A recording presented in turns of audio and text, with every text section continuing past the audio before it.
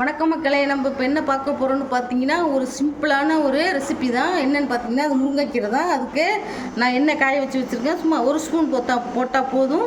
முருங்கைக்கீரை பொரியலுக்கெல்லாம் எண்ணெய் அதிகம் வேண்டாம். ஒரு ஸ்பூன் கடுகு போடுறேன், ஒரு பச்சை மிளகாய் போடுறேன்,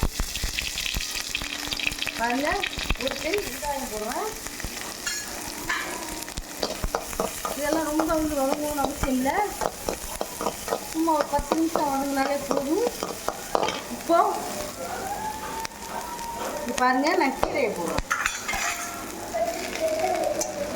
இது எங்கள் வீட்டில் பிள்ளையில பறித்த கீரை போடுறேன். இதுக்கு தேவையான அளவு தண்ணி போட்டுக்குங்க. இதை நல்லா பிரட்டி விட்டுடலாம். கீரைக்கெல்லாம் கொஞ்சம் தண்ணி கம்மியாகவே வச்சுக்கோங்க. முருங்கைக்கீரைலாம் அதிக வேக்காடு இல்லை. சும்மா ஒரு 10 நிமிஷம் வந்தாலே போதும்.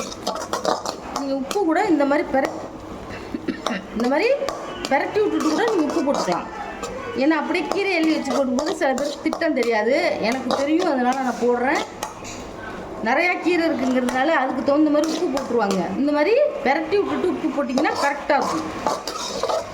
ஆனால் கீரை எல்லாம் உப்பு கரிச்சு போயிருக்கு. எந்த பண்ணுமே உப்பு கரிப்பாங்கன்னா சாப்பிட முடியாது. இப்போ பாருங்கள், தண்ணி திட்டமாக நான் வச்சுருக்கிறேன். கீரையை மூடக்கூடாது. மூடாமல் வேக வச்சாங்கன்னா நல்லா பச்சை நிறமாக இருக்கும். இப்போது இதில் என்ன பண்ணிடுறோம் பாருங்கள், ஒரு கை தேங்காய் பூ போட்டுறோம். எல்லாத்தையும் நம்ம ஒன்றா போட்டு வேக வைக்கும்போது டேஸ்ட்டு சூப்பராக இருக்கும். அடுத்து பார்க்கலாம். முருங்கைக்கீரை ரெடி ஆகிடுச்சு. எப்படி பொலன்னு இருக்கு பாருங்க. சூப்பராக அப்படியே பச்சை என்ன நிறமாக நம்ம போட்டோமோ அதே அந்த நேரத்தில் இருக்கு பாருங்க. இதே மாதிரி கீரை, முளைக்கீரை, அரைக்கீரை, சிறுக்கீரை பொரியல் பண்ண முடியாது. முளைக்கீரை, அரைக்கீரைலாம் இதே மாதிரி பொரியல் இன்னும் கொஞ்சம் அதிகமாக ஊற்றி எண்ணெயிலேயே வதக்கி செஞ்சோம்னா சூப்பராக இருக்கும். இப்போ பாருங்கள், முருங்கைக்கீரை ரெடி ஆகிடுச்சு. இந்த ரெசிபி உங்களுக்கு பிடிச்சிருந்ததுன்னா எங்கள் சேனலை ஷேர் பண்ணுங்கள், லைக் பண்ணுங்கள், சப்ஸ்கிரைப் பண்ணுங்கள். அப்போ தான் நாங்கள் போடுற வீடியோ உங்களுக்கு புதுசாக வந்து சேரும். தேங்க்யூ, பாய்.